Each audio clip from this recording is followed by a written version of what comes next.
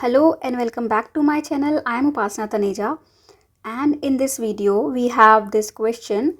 They are saying we need to find sum of all values of x. So you can get like how it is a quadratic in x, right?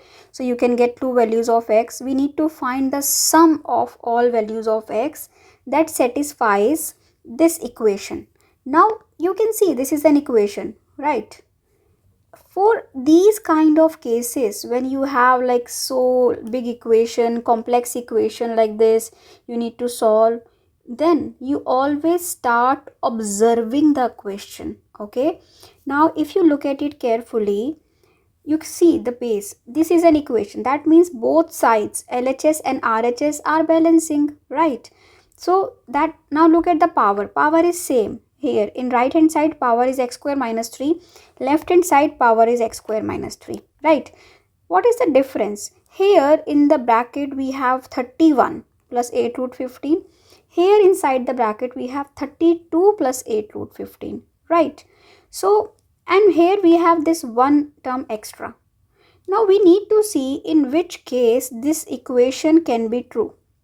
This equation will be true if base is same and if power is same, right? And this will always only be possible when this one, if you can see this is 32, right? And this is 31. They always give question when there is some reason behind that statement. Okay, so we know 31 plus 1 will become 32, and then the base will become same if we can have this in left hand side as well. And this will only be possible when this will only be possible when x square minus 3 will be equal to 1.